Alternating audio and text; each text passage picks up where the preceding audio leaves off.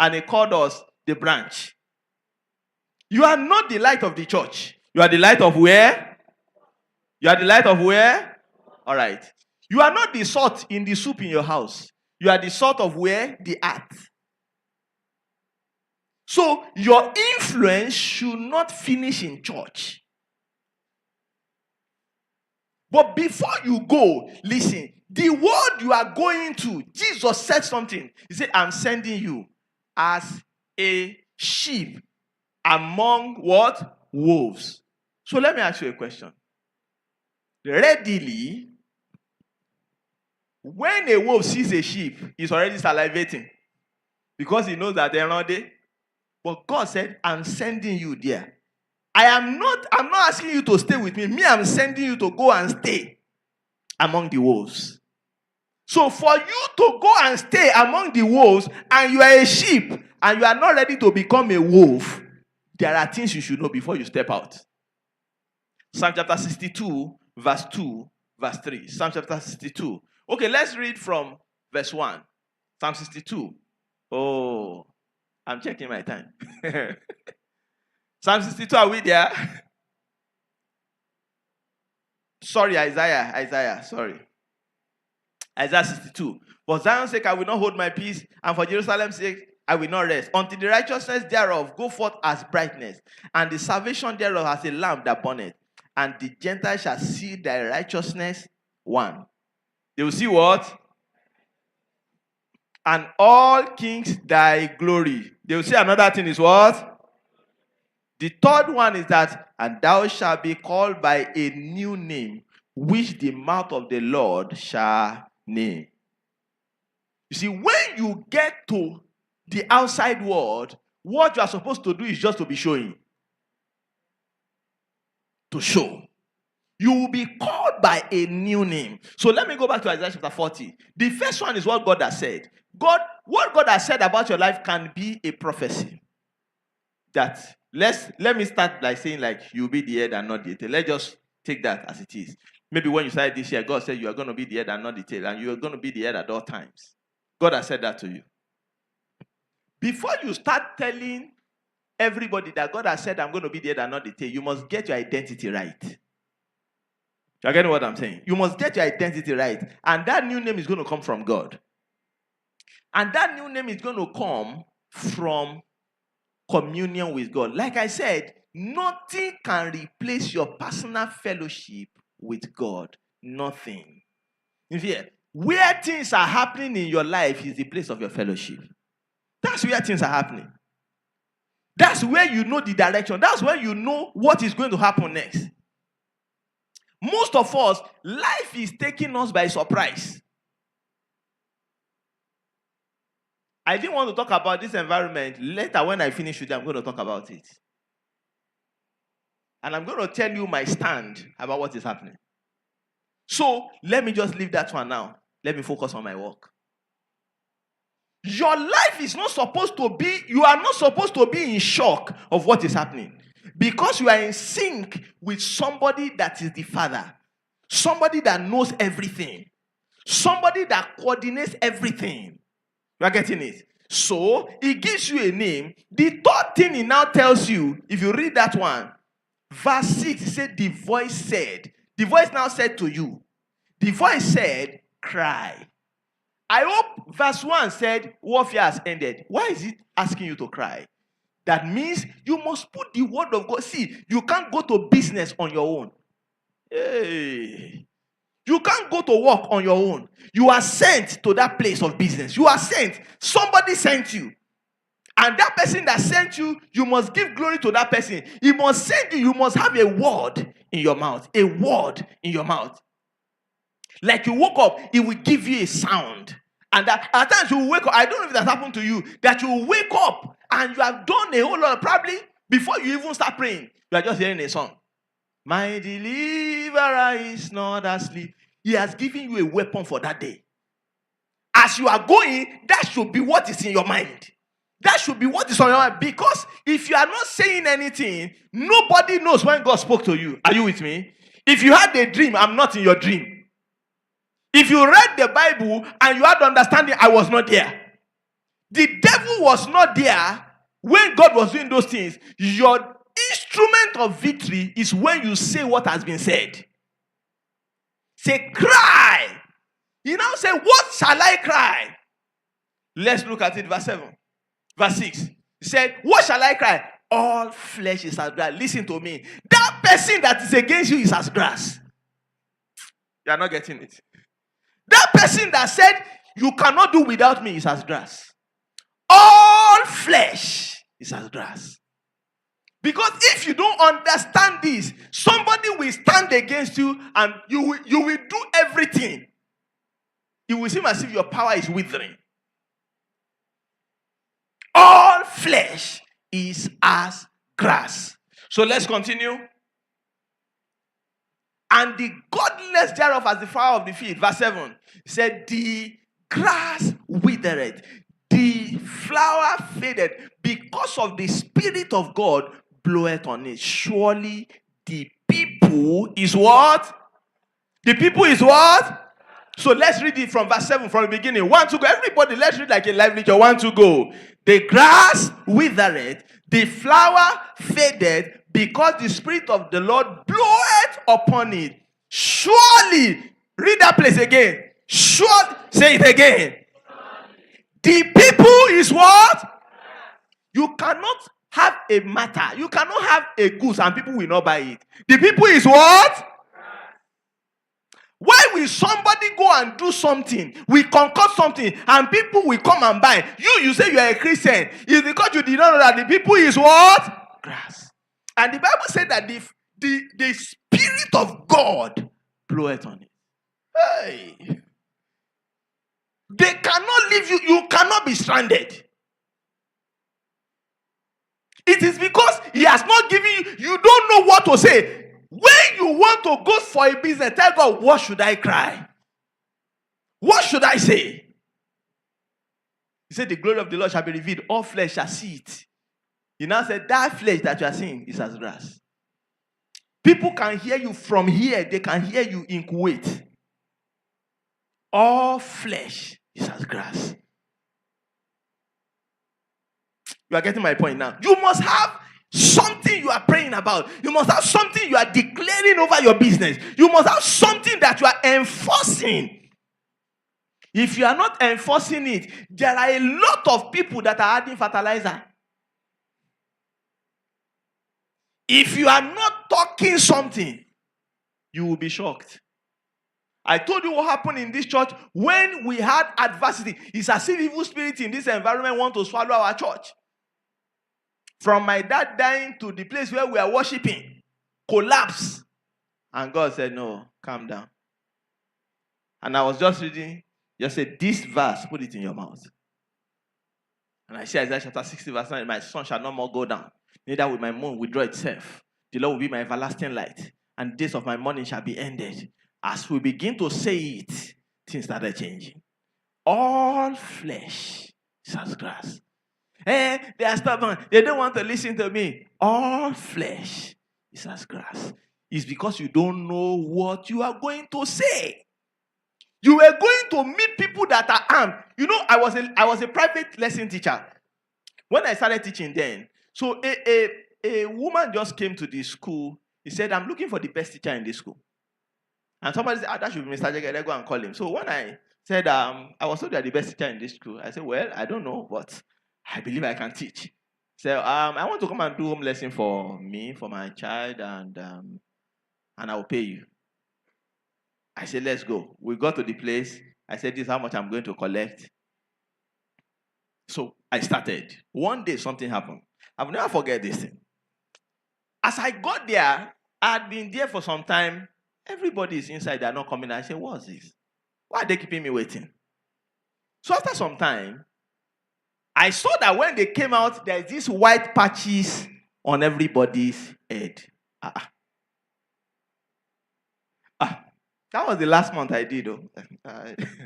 I'm not afraid. Well, it's stressing me anyway. It's stressing me. It's not because I'm not afraid of what they are doing, but this is what I want to tell you. The father was having it. They had 2 children, the girl and the boy. The boy is the youngest. I used to call that one my friend. So when that guy came, because I know he's the only one that will talk to me, I said, my friend, what's this one? He said, uncle, it's my daddy. It's my daddy that did it to us. He was not asking, is this a Shebi? You see the kind of eye that one was using to look at him. This is what I want to tell you. The man went out like a normal person. Everybody that met that man that they did not know that he came out with one sort of fortification. Are you with me? Everybody that sees that man, they thought they are relating to a normal person. He came out with some sort of fortification. Whether it will work at you or it will not work, that's your personal business. But the man came out with some, just you, but you forgot to pray before you go to work. That man came fortified. The wife was going to work. She was going fortified. Even the children that were at home, they were at home fortified. You have not prayed in your family for the last 1 month. But you are singing, my deliverer is not asleep. I pray, I pray. Because this is the reality of going into the world. So you will now understand now when they say, I send you as sheep among wolves. You're getting my point now.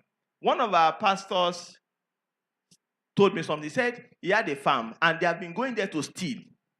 So one day he was just in the house. The Spirit of God just said, go to the farm now. I said, when he got there, he met the person that was stealing. He now told the person, what are you doing here? Are you the owner of this farm? So when he turned and he saw the person, what do you think that man is supposed to do? To run, right? He did not run. He put his hand in his pocket and put on a ring and hit the owner of the farm. Yes, true life story. He hit the man. So when he hit the man looked at him. He looked at him. He looked at the hand. He shook the ring. He hit him again. I was even thinking in my mind that man is gentle. I'm telling you. I don't know.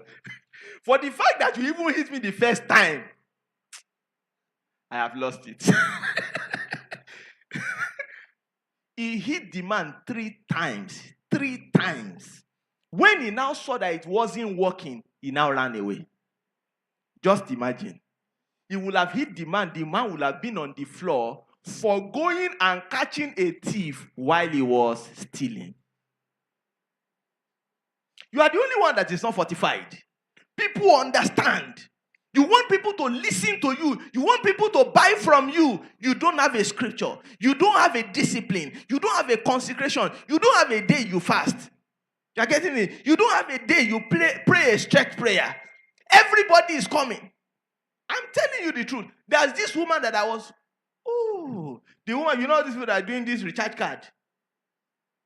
Somebody came, bought something from me. The woman took the woman told me, said they were new notes. See, and I put them in, all this big nylon. All the money they have made that day, all the recharge card that the woman got was there. The woman said like 5 minutes later, I just, why is this nylon empty like this? By the time she opened, she did not see anything there. Nothing. You are the only one that is going with a clear mind. You know, all these things, me, rotate your canibi, some people don't want you to, in fact, that is their main landing spot, that you are not thinking evil about anybody. They like it that way. If you are not thinking evil about somebody, what about somebody that is thinking evil about you? You have to prepare for them too. That's the spiritual side. You are with me? You must have a fortification by the Spirit of God. Everybody, and I repeat, everybody in the world knows, and I'm telling you, they know for a fact that you cannot do anything against a serious Christian. Ask around, they know. They know that if this one is a serious, they will put that in quote and unquote. If he's a serious Christian, you cannot do anything against him. Never. Except if he's not serious. But if he's a serious Christian, you cannot do anything against him. You are the one that is not putting on your guard. Isaiah chapter 51. I don't know if I can be very fast to get it. Isaiah chapter 52. Isaiah chapter 52 verse 1. It says, awake, awake, put on thy strength. Put on thy strength. You get what I'm saying now? Put on your strength. Don't say, I've not always been selling this and no. All flesh is as grass. Surely the people is right. They will listen to you. You are the one that didn't have their command at hand. They will listen. Some people, they put something on their tongue, they put something on their eyes to control people.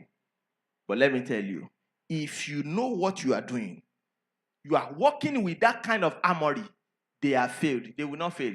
They are failed. Their failure is sanctioned. A Christian must see himself as a superior being. There is a name God has called me. When I'm going somewhere, I'm not going as James JEGEDE. I am going by the name that God has called me. If you understand that, nobody can defeat. In fact, when you read the book of Isaiah chapter 61, he started calling him. He said, you will be called the repairer of breaches. The restorer of paths. That's how God called people. Restorer of paths. Repairer of breaches. Bring Isaiah 61.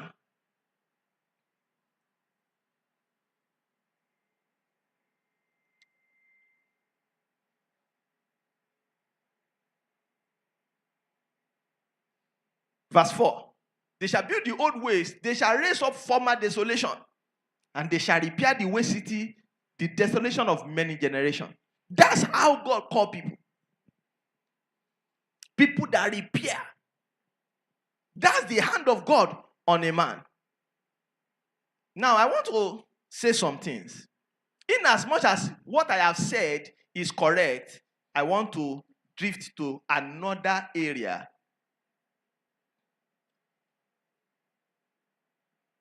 There's difference between faith and faithfulness. Most Christians deal with their faith. All I have said now is faith. There is faithfulness. He that is faithful in a little. Some of us, we are not faithful. God can't count you faithful. I'm telling you. Say, God was saying that who is that faithful servant that his master will find so doing? Some of us, we are not faithful. See, the true test of you is your work ethic. If you are not working, see, this laziness that we are carrying around cannot do anything. If you say you are busy, you are always uploading status every 10 minutes. When you see some people's status, they have 90 status in one day. And you say, I'm busy. What are you doing? You are not doing anything. You say you are a teacher in a school, and you are uploading 17 status in one day. The first one was 10:42. The second one is 9:15. Okay, the first one 9:15. Second one 10:42. The third one 12:05. The fourth one 10:10. See, what are you really doing in that school? You seem as if they use super glue to glue your phone to your hand. Some Christians cannot work. Phone is now their God. Small time, as if they were born with a phone. Some of you are even acting as if when you were born, there was Samsung A01 beside you. You were born alone, no? You are not born with a phone. You cannot pray 2 minutes without. Some of you, as I'm here now, you are even checking your phone. You know, the funny thing is that, something, one day I was talking to people, I said some people amaze me. We are in church like this. They are even streaming the message that I'm preaching. They are here. And they are streaming it. They are liking it. Hallelujah. That's how jobless people can be. It is a show that something is wrong. Our work ethic is low. Romans chapter 12 verse 11, it says, be not slothful in business. Be not slothful in business. Be fervent in the spirit, serving God. Be fervent. The word fervent is from a word that is interpreted as fire. Be fervent. Proverbs 22:20 seest thou a man that is diligent in his business, he shall stand before kings and not. This your prayer. If God answer it, won't you disgrace God? This prayer you are praying today, if God answer it, won't you disgrace God? You said you are a graduate. You cannot speak correct English. You cannot speak 3 flawless sentences. And you say, I believe. Some of you, that's why we have a whole lot of things that is going wrong. Some of you are like the wife of Goodluck Jonathan that will finish people. Some people, you see, there is no excuse for mediocrity. People will not count your prayer point. It is your productivity they want to look at. Some people, you say you are a Christian. You are not meeting up with your KPI. Every indicator that indicates you as somebody working, you failed everything. You are getting it. You are now coming to church. They will not sack me. They will sack you. Sack you. I can't stand what some people do. What you bring to the table is shambles. You cannot say you are working. See, if your absence is not felt, your presence is not needed. If you are not in a place and they say, Kai, somebody is not here today. Kai. The reason everything is acting like this is because also person is not there. You are not there in the first place. Have you seen some people, they are not in a place. Maybe when they want to close, say, it seems as if somebody is not here today. Who is that person? Remind me. You are not important in that organization. If you are very important from the word go, where I was working, when I left there, 1 month later, I want to go and collect my salary. When I got there, I met with the principal. Everybody, they were happy to see me. They were happy. So I now went to my staff room to go and greet someone. So when I got there, everybody gave me a standing ovation. God, I was not greeting all of them. So I saw one lady that was frowning. Maybe I did not even know her. What's my business? So I greeted everybody. I said, how are you? Look at me. Say, you are Mr. JEGEDE? I said, yes. Say, who are you? I said, I'm sorry, I don't know you. He said, you have been giving me problems since I entered this school. I said, madam, I'm seeing you for the very first time today. I have not seen you before. He said, everything I do is never good. They say, Mr. JEGEDE will not do it like this. He said, Mr. JEGEDE will not. They say, that has been the name that has been taunting me since I resumed this work. I said, sorry, oh. Now, they even told me you are doing physics and chemistry. Where did you get your brain from? It's only chemistry I'm doing. I want to die in this school. See, what is the problem? He said, I say, hey, madam, yeah. I can't really answer all these questions you're asking me. They are too big for me. I left the school like 4 years later, if I'm not mistaken, 4 to 5 years later. So I went to one of our daddies here. I want to go and see the son. So I think we are working on something. So as I got there, because he's now attending that school. So as he was attending the school, one of their teachers came. So they now said, this is our pastor. And I said, how are you? I said, you work in so school? He said, yes. He said, I said, I used to work there. He said, you used to work there? I said, I was working there before. He said, yeah, and I did not know you. I said, I've led there for a couple of times now. I now